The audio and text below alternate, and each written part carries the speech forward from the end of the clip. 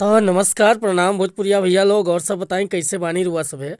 उम्मीद करता नहीं रुआ सब ठीक ठाक होकर भैया और हमहू ठीक बानी। तो स्वागत बाटे आप सबके राइटर विजय बागी के चैनल पर। और आज उपस्थित बानी भैया रुआ सबके बीच में लेके फीमेल मेटर आ बहुत बढ़िया गीत की रचना कैले बानी। बस एक नया म्यूजिक बनवा के मेल चाहे फीमेल केहू भी गा सकता। अगर म्यूजिक बढ़िया बन जाता, गायकी बढ़िया हो जाता तो गाना 100% वायरल होके भैया। तो चलिए देर ना करते हुए मैटर के शुरुआत कइल जा कि कैसे ये गीत के गावे के बा, का एकर धुन बा, का लय बा। लेकिन वीडियो स्टार्ट कर से पहले भैया एगो बात बतावल चाहब।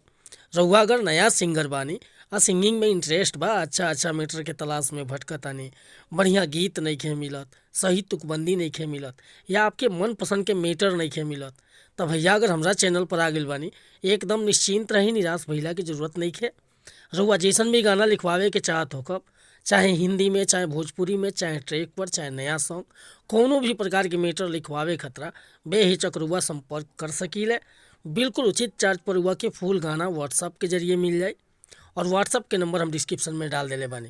तो कहल चाहब कि चैनल पर अगर पहली बार आइल बानी तो चैनल के सब्सक्राइब कर ली, बेल आइकन प्रेस कर ली, ताकि हर रोज रुआ के नया नया मैटर सुने के, देखे के और गावे के मिलत रही भैया। आज के मैटर देखी कैसे गाओगे बाटे। एगो औरतिया बड़ा भाव में कहतिया कि का जाने काहे बोलम जी बड़ी कमरिया टूटता। हे राजा कि का जाने काहे बोलम जी बड़ी कमरिया टूटता।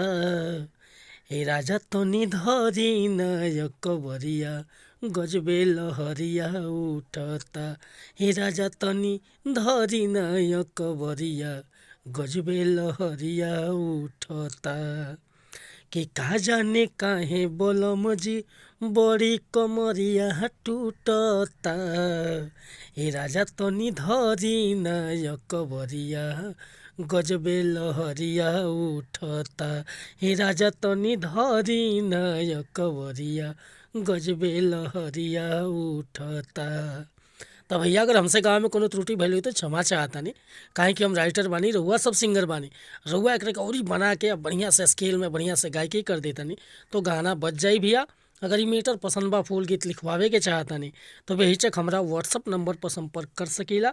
व्हाट्सअप के नंबर बाटे 8874473128।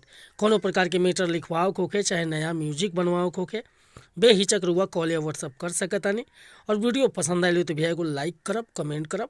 चैनल पर पहली बार आए लोग तो चैनल के सब्सक्राइब कर ले। मिला तनी फिर से अगला वीडियो में कुछ नया गीत के साथ, तब तक अनुमति चाहतानी। नमस्कार प्रणाम धन्यवाद भैया। जय हिंद, जय भारत, जय भोजपुरी समाज।